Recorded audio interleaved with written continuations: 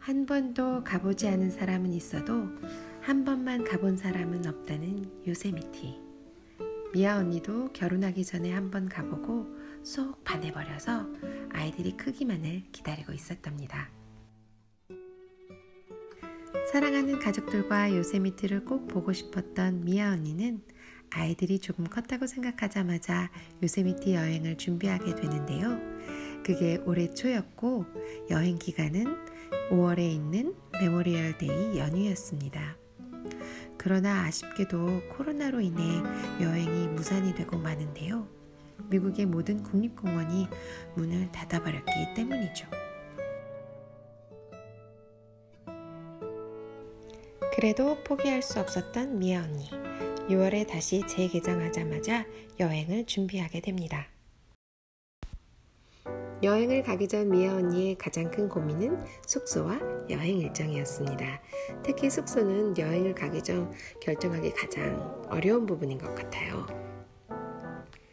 미아 언니가 고민한 부분은 코로나로부터 안전한가, 요세미티까지 거리는 적당한가, 그리고 요리를 할 수 있는 곳인가였습니다. 고민 끝에 미아 언니가 선택한 곳은 오토 캠프 요세미티. 요세미티에서 1시간가량 떨어진 곳에 위치한 이곳은 정박해 있는 에어스트림과 숲속의 환경이 잘 어우러져서 쾌적하면서도 자연 친화적인 느낌을 잘 갖추고 있었습니다.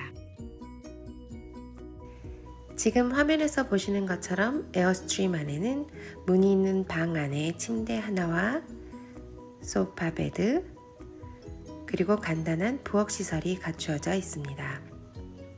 침대의 반대편으로는 샤워시설과 화장실이 위치해 있습니다. 안에만 있으면 조금 작기는 하지만 호텔 객실 안에 있는 느낌이 들더라고요. 에어스트림 사이의 간격이 넓지는 않았지만 안전을 유지하는 데는 전혀 문제가 없었습니다. 다만 아쉬웠던 점은 이렇게 예쁜 클럽하우스를 안전 때문에 이용할 수 없다는 거였습니다. 한국 사람들은 휴가를 떠나도 새벽부터 일정을 잡는다고들 하죠. 미아 언니도 한국 사람인지라 2박 3일 일정을 알차게 보내고 싶은 마음에 폭풍 검색을 합니다.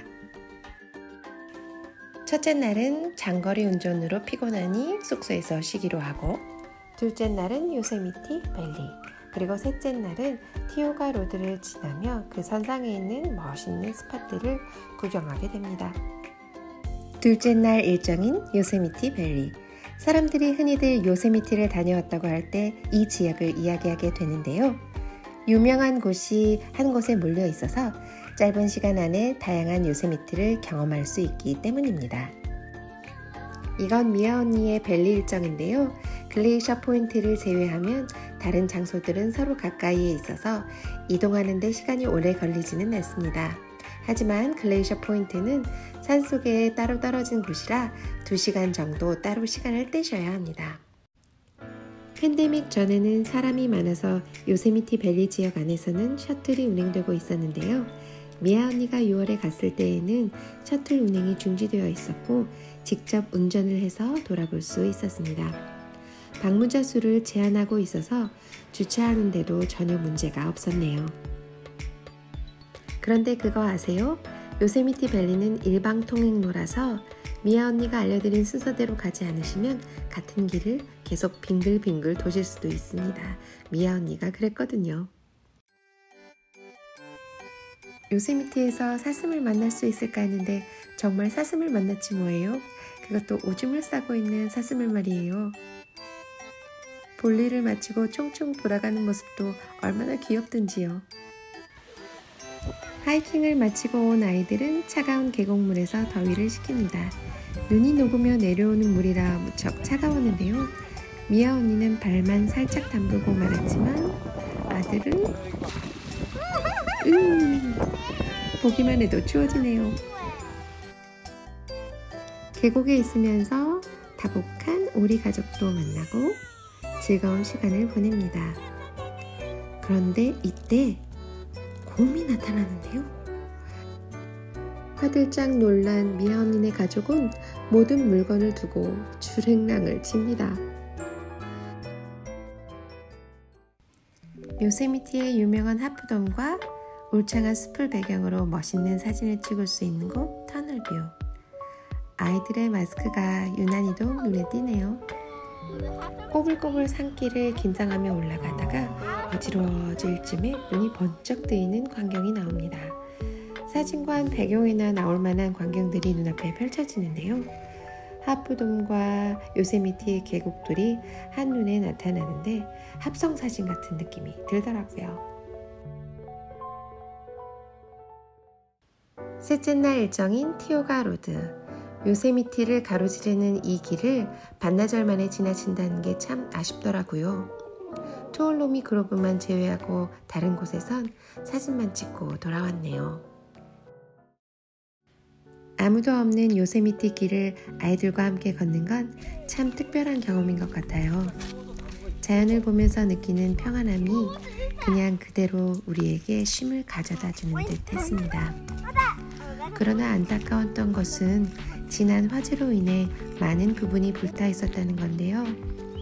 화재의 흔적 속에서도 꿋꿋하게 서 있는 나무들이 참 대견해 보이더라고요. 화재 속에서도 살아남은 나무를 보며 그리고 오래된 나무의 구루터기를 바라보며 과거부터 숨쉬어온 나무의 생명력을 생각하게 되었는데요. 아무쪼록 아이들의 미래에서도 반짝반짝 빛을 발해주기를 기도합니다.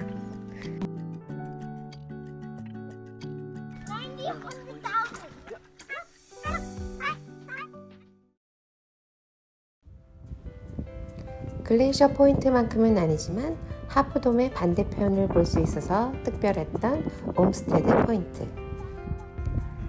바람이 세차게 불어서인지 바위를 뚫고 나온 나무 한 그루가 참 인상적인 곳이었습니다.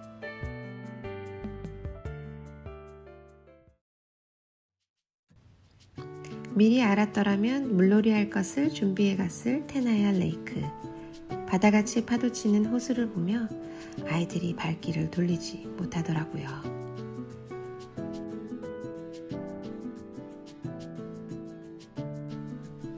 높은 산지에 이렇게 넓은 평지가 있다는 게 믿어지지 않았던 투올로미 미도우. 그리고 마지막으로 요세미티 공원은 아니었지만 내려오면서 보게 된 아름다운 호수 모노레이크. 비가 쏟아지기 전 촉촉함을 한껏 담은 대기와 때마침 쏟아지는 빗줄기가 초록색 호수의 몽환적인 느낌을 더 부각시켜 주었던 모노레이크의 아름다운 풍경.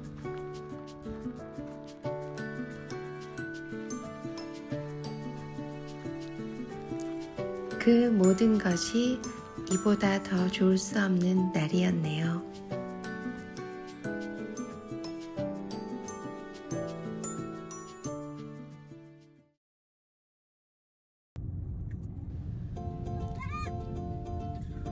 티오가 로드를 비롯한 요세미티의 몇몇 장소들은 날씨에 따라 길을 막아둘 수 있으니 미리 가시기 전에 확인하시는 것이 좋겠습니다. 참고로 요세미티를 방문하기 가장 좋은 시기는 5월과 6월이라고 합니다.